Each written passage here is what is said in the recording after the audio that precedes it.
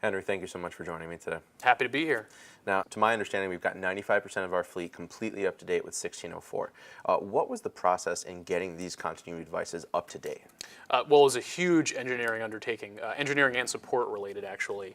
And with Ubuntu 16.04, we have a lot of benefits as a result of moving to that. Now, it first started actually about 2 years ago with our Iris operating system that was our first iteration into the 16.04 architecture. All new devices from that point were actually updated to automatically set up for 16.04. The really tough part was making sure that we can get all of our older systems prior to 2 years ago up to date. There's so many different bits of hardware that are out there, many different settings, things like that. So we have Ubuntu 10.04 and 12.04 devices out there, or operating systems out there, that we needed to make sure could update to 16.04 and update with all the same feature sets, a very low amount of user intervention. In fact, we made it so easy moving to that in 16.04 interface, 16.04 operating system, that it was just a click of a button for the user. It's a lot of work in the back end, and we needed to make sure everything was working okay. There's enough space in the operating system to handle it. Right. But partner facing. But partner facing, it looked like it was a click of a button. Now, Henry, for the partners who have their devices upgraded to 16.04, what are some of the benefits they're actually going to notice?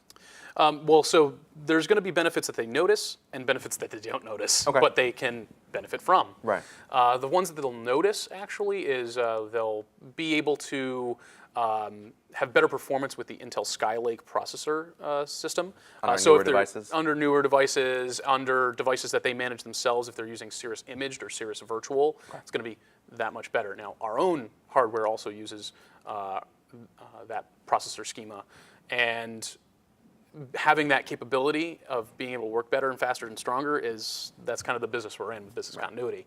The other benefits is actually there's a lot of security vulnerabilities with older versions of Ubuntu. And if there were no patches, then that's a security hole in those partner networks. And especially if we're dealing with financial services, health services, things like that, they're really keen on making sure that they don't have any holes in their infrastructure. So another thing with going with 16.04 Ubuntu, it's actually termed LTS, long-term support. That means that there are security patches and updates available all the way up until 2021, whereas 12.04 LTS, which was long-term support, that ended already. So anything that's out there, you just don't get any security patches or updates associated with the canonical versions.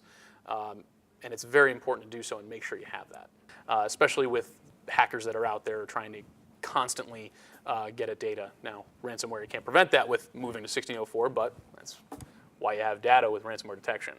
Henry, for any stragglers out there who are still running on 12.04, what would you recommend to them as far as upgrading is concerned, and why would you stress the importance of that upgrade? I'll answer that in actually two parts. First is for continuity devices that might still be out there on 12.04, Ubuntu 12.04. Basically, if you haven't turned on your device in X amount of time, there's that extra 5% that we still haven't gotten to for technical impossibilities. It could be they're turned off, not accessible, what have you. If you turn it on, just go to the web UI and click Update. It's as easy as that. And again, you'll get those security updates. You'll have better support for 10 gig NICs, many different benefits out there. Now, on the whole, if there are any devices that partners have, whether they be workstations or servers or what have you, other BCDR vendors out there, because there are, that do use 12.04,